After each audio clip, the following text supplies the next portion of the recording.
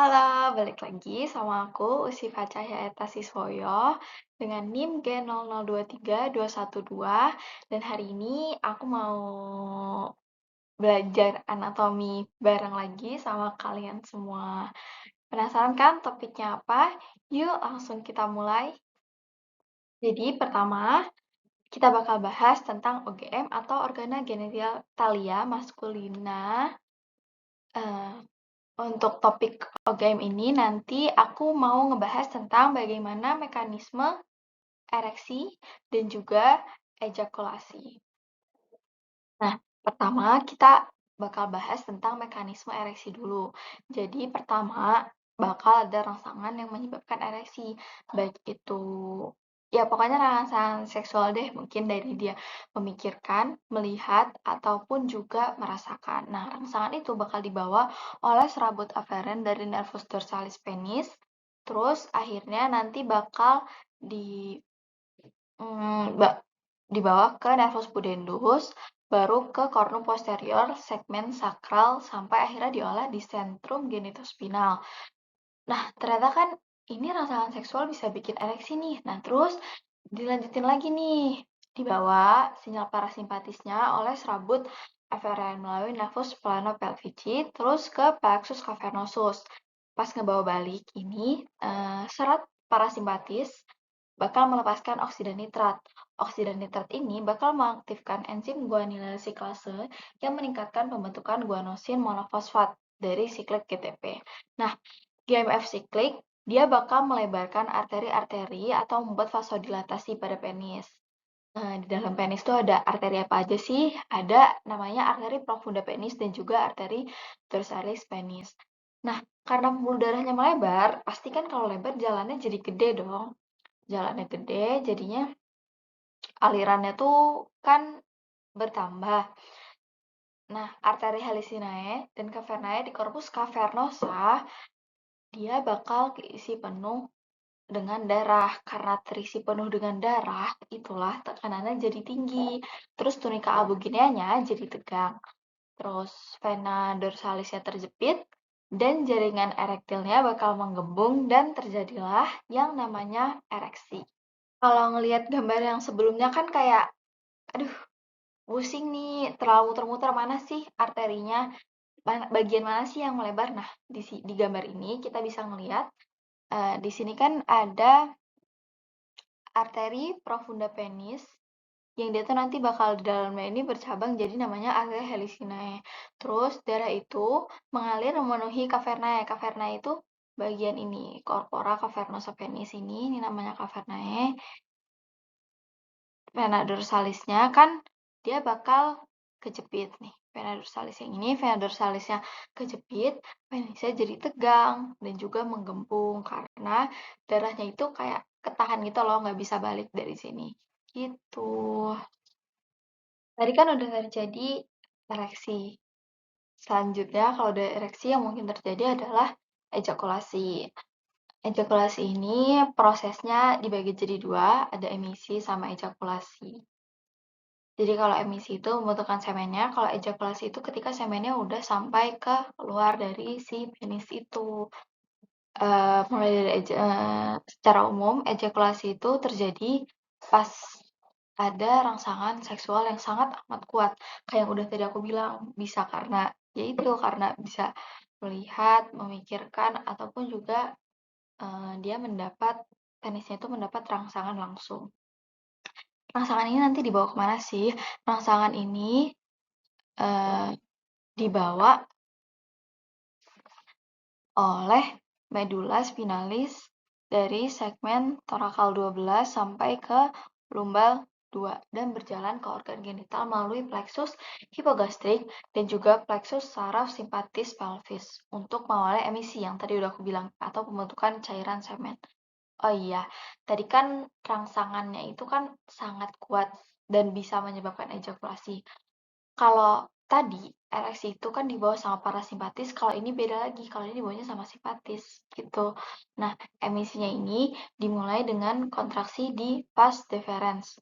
Vas deferens itu kan dia saluran yang menyalurkan sperma dari testis ke saluran selanjutnya, pokoknya ke ductus ejaculatorius. Jadi vas deferens ada dua di sini, nanti dia bakal ngebawa cairannya tuh ke tengah gitu.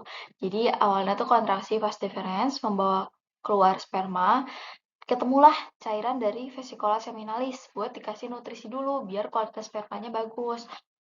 Vesicula seminalis ini jadi cairannya tuh mengandung fruktosa untuk nutrisi sperma dan juga prostaglandin untuk motilitas sperma. Jadi biar sperma itu bisa gerak. Jadi awalnya tuh pas dihasilin sperma tuh ya udah sperma aja, cairan-cairannya tuh bakal uh, dihasilin sama kelenjar-kelenjar lain. Jadi kan tadi pas deferens, terus nanti ketemu ke ductus ejaculatorius ketemu sama cairan dari vesicula seminalis. Makanya dia bisa mendapatkan nutrisi dan juga kemampuan untuk bergerak gitu. Terus nanti dia bakal keluar lewat ductus ejaculatorius menuju uretra pars prostatica. Kalau di pars prostatica ini, sperma yang udah ketemu sama cairan dari vesicula seminalis itu bakal digabungin lagi sama sekret yang ada dari prostat yang fungsinya untuk motilitas sehingga mendorong sperma jauh ke uretra pars membranacea. Pars membranacea itu nanti dia ke lebih bawah lagi. Pas banget di situ nanti dia ketemu sekret dari kelenjar bulba oretalis untuk membentuk lubrikasi pas koitus. Jadilah cairan semen, udah lengkap tuh, itulah yang dinamakan emisi. Jadi udah lengkap nih pembuatan dari si semennya itu.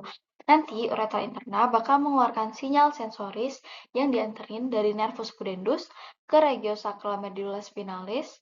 Sinyal sensoris ini bakal melangsang kontraksi ritmis dari organ genitalia interna sehingga membuat kontraksi dari otot-otot ischiocavernosus dan juga bulbocavernosus yang menekan dasar jaringan erektil penis. Semakin tinggi tekanan di kedua jaringan erektil penis dan di ductus genital serta uretra, dia bakal mengejakulasikan semen uretra keluar. Proses inilah yang baru disebut sama yang namanya ejakulasi. Tadi kan aku ada nyebut tentang kalau sebenarnya sperma yang dihasilkan tes itu cuma sperma aja. Nah, yang ngasilin tadi juga disebut sih sebenarnya di slide sebelumnya, cuman buat yang lebih detailnya lagi bakal dijelasin di sini. Jadi, ada 3 glandula yang fungsinya menghasilkan sekret untuk melengkapi si sperma ini, biar dia ini mendapatkan nutrisi, bisa bergerak, gitu.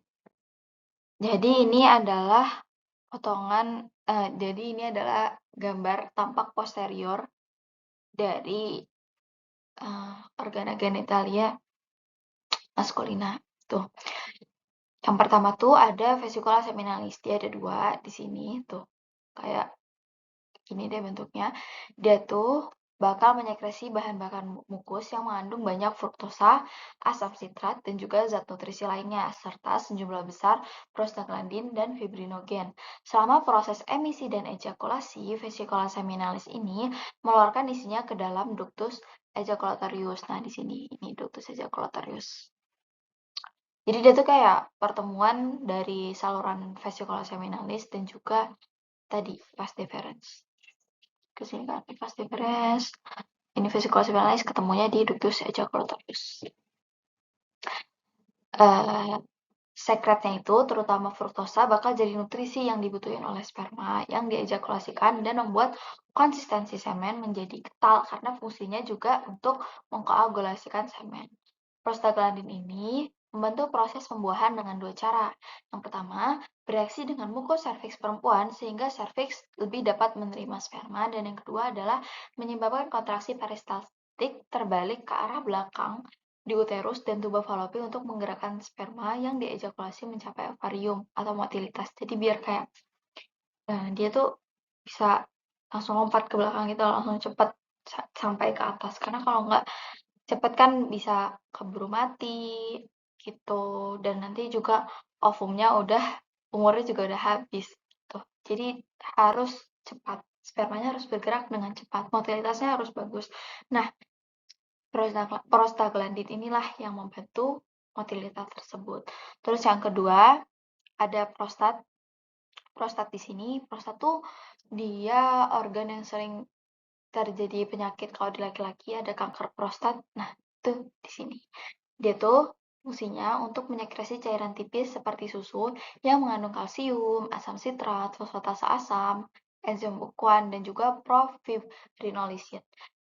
Sifat cairan prostat yang sedikit basa ini penting untuk keberhasilan fertilisasi ovum karena cairan vas deferens dari vas deferens itu dia relatif asam akibat adanya asam sitrat dan juga hasil akhir metabolisme sperma.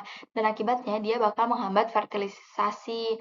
Selain itu, sekret vagina juga bersifat asam dengan pH 3,5 sampai 4. Itu kan ya asam gitu kan. Sperma itu nggak bisa bergerak optimal sampai kecuali pH sekitarnya tuh meningkat sekitar 6 sampai 6,5. Jadi bahasanya dia ini bakal menetralkan lah keasaman itu. Cairan prostat yang sedikit basah ini juga dapat menetapkan sifat cairan seminalis dan menetapkan vagina juga, serta meningkatkan motilitas fertilitas sperma gitu. Jadi dia nggak ada salurannya sih kalau prostat, jadi dia kayak langsung aja bergabung ke sini, ke uretra prostatica. Kenapa namanya uretra prostatica? Karena dia ada di tengah-tengah dari prostat. Terus yang ketiga ada bulba uretral cowperi, glandula bulbo-uretralis cowperi. Dia ini pasti dong ada fungsinya juga. Fungsinya untuk sekresi lendir cairan mukus untuk pelumas saat fase ereksi. Lendir ini dia akan bakal mengalir melalui uretra selama hubungan seks untuk membantu lubrikasi selama koitus. Dia ada di sini, ada sepasang. Ini yang tadi udah diomongin, tadi kan pertama ada prostat, ini tampak, ini potongan frontalnya, tampak anterior, kontringan posterior. Nah, ini tampak lateralnya. Jadi dia tuh kayak bulat gitu. Terus tengahnya ada saluran. Terus ini juga glandula bulbo-uretralis cowperi ada sepasang, ada di kanan sama di kiri. Ini juga dari yang lateral juga kelihatan. Terus itu tadi di sana nggak kelihatan, tapi di ini di tampak posteriornya bakal kelihatan vesicula seminalis. Nih dia tuh posisinya dekat sama ampula ductus deferens. Nih ductus deferens ampula terus bersatu di sini. Yang tadi aku bilang ductus ejaculatorius. Setelah tadi bahas OGM, gak seimbang rasanya kalau kita nggak ngebahas tentang OGF atau organa genitalia feminina. Di sini penasaran kan aku bahas apa? Ayo kita langsung lanjut ke slide berikutnya. Pertama, aku bakal jelasin tentang mekanisme fertilisasi dan implantasi. Kalau fertilisasi itu kan pertemuan ovum dan juga sperma. Kalau implantasi itu setelah bertemu kan menjadi zigot terus membelah, dia bakal menempel di uterus dan baru melanjutkan perkembangannya. Jadi pertama itu kan ovum dihasilkan oleh ovarium ini di sini. Terus nanti dia bakal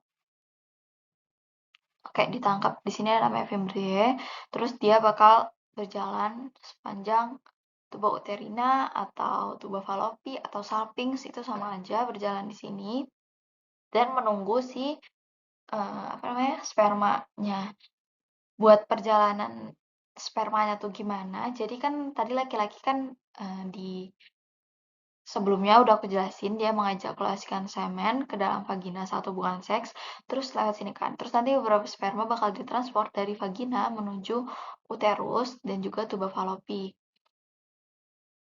Ke ampula tuba fallopi yang ada di ujung ovarium tuba. Jadi ada di ujungnya gitu. Transportnya itu nggak cuma dibantu sama semen-semen yang meningkatkan motilitas dari sperma itu, tapi juga dibantu oleh kontraksi uterus dan tuba fallopi yang dia ini dirangsang sama prostaglandin dalam cairan semen laki-laki. Jadi prostaglandinnya itu nggak cuma buat cairan yang dihasilin aja, tapi dia juga bakal berefek ke uterus dan juga tuba fallopi. Selain prostaglandin itu juga dirangsang oleh oksitosin yang dilepaskan oleh kelenjar hipofisis posterior perempuan saat orgasme. Pembuahan dari ovum ini umumnya terjadi udah disebut tadi di ampula dari salah satu tuba fallopi di sini ataupun di sini. Jadi sebelum sperma dapat masuk ke ovum, mula-mula itu sperma harus menembus lapisan ganda sel granulosa yang melekat di sisi luar ovum. Jadi kan intinya sperma tuh nggak bisa masuk langsung ke ovum karena dia tuh dilindungi oleh lapisan-lapisan gitu. Ini kan lapisan-lapisannya nih, perjalanan dari sperma sel. Jadi dia menembus corona radiata, terus ke zona pellucida, terus ke plasma membran dari oosit sekunder. Penjelasan lebih lengkapnya adalah, jadi kan mula-mula sperma itu harus menembus lapisan ganda sel granulosa yang melekat di sisi luar ovum atau corona radiata ini. Lalu dia berikatan dengan protein reseptor ZP3 dan menembus zona pellucida yang menyelubungi ovum. Jadi enzim hyaluronidase dan proteolitik bakal mendepolarisasi polimer-polimer asam hyaluronat dalam semen yang mengikat sel granulosa ovum. Enzim tersebut bakal membuka jalur penetrasi untuk masuknya kepala sperma melewati zona pellucida ke bagian dalam ovum. Dalam waktu 30 menit, membran sel kepala sperma dan oosit bersatu untuk membentuk sebuah sel tunggal. Oh iya, yang masuk nih nggak semua sama ekor-ekornya, cuman kepalanya aja. Jadi nanti setelah satu sperma ini masuk, dia bakal terputus dengan ekornya, terus bakal dia tuh nutup lagi, jalurnya tuh semua bakal ketutup di sini biar sperma-sperma lain nggak bisa masuk. Jadi yang terbawahi hanyalah satu sperma begitu.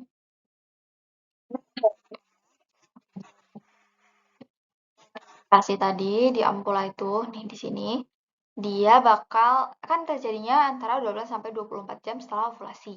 Terus nanti bakal kebentuk cleavage setelah 30 jam. Barulah biasanya dibutuhkan 3 sampai 4 hari untuk membelah sampai jadi morula. Setelah itu 4 sampai 5 butuh 4 sampai 5 hari juga untuk mentransfer ovum yang udah jadi bratokista yang telah dibawahi itu melalui isthmus tuba fallopi ke dalam kavum uteri. Jadi setelah jadi morula bakal ke sini jadi bratokista terus baru ke sini. Tuba fallopi itu kan permukaannya kan gak rata dan juga berlubang-lubang, jadi dia menghalangi perjalanan ovum. Di samping itu, isthmus tuba fallopi juga masih tetap berkontraksi selama 3 hari pertama setelah ovulasi. Barulah setelah itu, progesteron yang disekresi oleh korpus luteum meningkat dan mengaktifkan reseptor-reseptor di tuba, menghasilkan refleks relaksasi tuba. Baru kan bisa lewat kalau ini relaksasi. Kalau kontraksi kan isthmus kan sempit, nggak bisa. Nanti relaksasi baru bisa lewat. Transfer yang tertunda itu memungkinkan terjadinya beberapa tahap pembelahan sel hingga terbentuk bratokista. Makanya di sini bisa membelah karena ketahan, tapi dia tetap berkembang gitu loh. Jadi sekalian berkembang, nungguin relaksasi. Jadi kan dia belum bisa ke sini nih, ketahan. Selama ketahan itu dia terus membelah gitu. Transport zigot tuh ada hal-hal yang mempengaruhinya pastinya. Yang pertama itu kelenjar epitel bersilia dari tuba uterina yang geraknya mengarah menuju uterus. Ini faktor utama. Jadi kayak bergeraknya gini gini gini gini gini gini gini gini gini gini gini sampai dia sampai di sini. Terus yang kedua adalah sekresi epitel tuba uterina yang menimbulkan arus cairan yang mendorong ovum menuju uterus. Dan yang ketiga tadi efek relaksasi tuba uterina yang mempersilahkan ovum untuk bergerak menuju uterus. Selanjutnya kan tadi udah sampai sini nih. Jadi belatokistanya nempel ke dinding endometrium. Tapi setelah mencapai uterus itu belatokista yang sedang berkembang itu biasanya menetap dalam kavum uterus selama 1 sampai 3 hari sebelum dia implantasi atau menempel di endometrium. Jadi proses penempelannya tuh biasanya terjadi pada hari kelima sampai hari ketujuh setelah ovulasi. Sebelum implantasi, Blatokista kan mendapat makanan dari sekresi endometrium uterus yang disebut susu uterus. Jadi dapat dari sini. Nah, setelah jadi Blatokista kan sini ada sel-sel trofoblast. Trofoblast yang berkembang di permukaannya ini bakal menyekresikan enzim proteolitik yang bakal mencerna dan mencairkan sel-sel lapisan basal endometrium uterus. Jadi ini kayak dicerna. Jadi dia lama-lama tuh dia bakal kayak tertanam makin dalam. Selain itu, sel trofoblast juga menyekresikan HCG atau Human Chorionic Gonadotropin untuk mencegah involusi korpus luteum dalam ovarium. Korpus luteum itu fungsinya buat tetap ngasilin nutrisi Enggak. Jadi korpus luteum itu dia bakal tetap menghasilkan estrogen dan progesteron yang untuk mempertahankan sifat desidu endometrium uterus yang diperlukan untuk nutrisi embrio muda gitu. Jadi biar uterusnya tetap menghasilkan yang tadi disebut susu uterus itu sebelum kebentuk yang namanya plasenta. Selanjutnya ini baru ada namanya sel desidua yang dia tuh merupakan modifikasi dari endometrium yang berkembang setelah terjadinya implantasi. Jadi setelah tadi kan masih di luar tuh, lama-lama masuk, terus kebentuk desidua basalis yang dia tuh untuk menutrisi embrio yang ada di dalamnya gitu. Udah deh, OGF-nya terakhir, topik terakhir kita ngebahas tentang uropoetika. Jadi ada beberapa hal yang bakal dibahas. Pertama tuh urin jalannya tuh kemana aja sih habis dibentuk di ginjal. Jadi kayak alur perjalanan urin setelah terbentuk di ginjal tuh dia kemana aja gitu. Sampai kok bisa keluar gitu. Terus yang kedua adalah kok bisa sih kita tuh ngendaliin kapan kita mau berkemih. Penasaran kan? Jadi buat perjalanan urin kan ada pastinya beda dong. Tapi sebenarnya sama sih. Tapi pokoknya ini kan biar lebih kebayang ya. Jadi aku nampilin dua gambar, ini pada wanita, ini pada pria.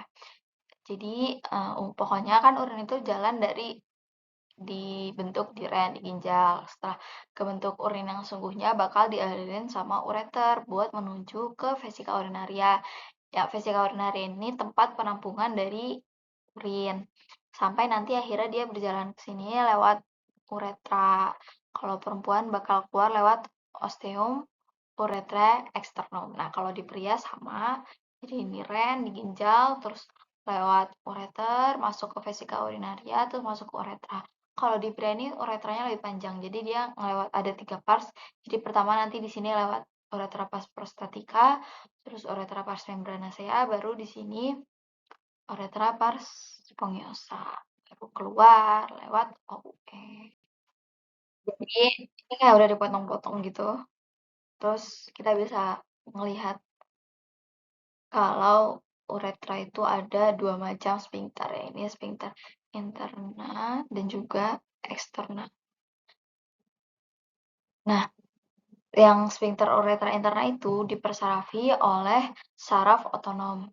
Kalau kita bicara tentang saraf otonom itu, kan dia bersifat saraf simpatis dan juga parasimpatis, yang cara kerjanya selalu saling berlawanan. Sedangkan kalau eksternal itu dipersarafi oleh saraf somatik, yang merupakan bagian dari saraf pelvis yaitu nervus pudendus yang cara kerjanya itu voluntary, dia diatur sama otak. Jadi saraf simpatis pada detrusor ini menyebabkan relaksasi, tapi menyebabkan kontraksi pada sphincter uretra interna. Nah, ketika relaksasi terjadi di dinding vesika urinaria, tapi dia menyebabkan konstriksi pada sphincter uretra interna. Nah, ketika relaksasi di dinding vesika urinaria, urin ini baru bakal mengalir lewat vesika mengalir ke vesika urinaria biar jaga-jaga nggak keluar tanpa disadari. Maka sphincter interna itu terus kontriksi. Kalau saraf simpatisnya ini, dia menyebabkan dinding vesika urinaria berkontraksi karena tekanan dalam vesika urinarianya ini meningkat sehingga ingin berkemih, tapi sphincter uretra interna ini relaksasi. Sehingga barulah kita siap untuk berkemih gitu. Perkemihan ini nggak bakal terjadi apabila nggak sadar membuat eksternal sphincter uretra relaksasi. Karena kan tadi yang ini kan dia kerjanya diatur sama otak. Nah, gerakan sphincter uretra eksternal itu ya kan tadi dikendalikan sama otak. Jadi kita bisa berkemih di waktu dan tempat yang tepat. Jadi kayak kita bisa nahan, terus kalau udah terlalu penuh, kita ngerasa terlalu penuh, kita bisa ngelepasin sehingga membuat ini berelaksasi dan urin bisa keluar. Jadi kandung kemih itu kalau ketika teregang bakal merangsang stretch reseptor yang ada di dinding vesika urinaria melalui saraf aferen dan bakal menghantarkan impuls ke serabut saraf pelvik yang ada di sakral 2 sampai 4 medula spinalis. Informasi dari saraf eferen ini bakal menyebabkan dua hal. Informasinya diteruskan ke otak. Otak tuh bakal dikasih tahu kalau nih vesika urinary tuh udah penuh, udah teregang maksimal.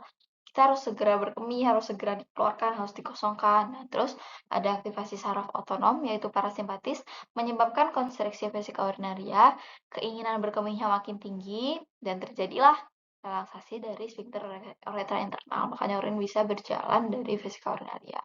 Sphincter uretra eksternal ini dipersarafi oleh saraf simpatis, nervus pudendal menunggu perintah dari korteks cerebral yang ada di otak, yang menyebabkan inhibisi saraf ini ketika menyebabkan inhibisi dari saraf ini. Nah, ketika udah dihambat, maka sphincter uretra eksternal bakal berelaksasi.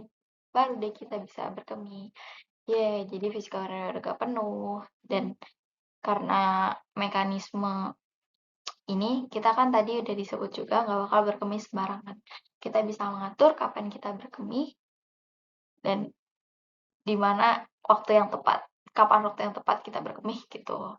Sudah, jadi sekian penjelasan dari aku tentang 3 topik tadi. Semoga bermanfaat.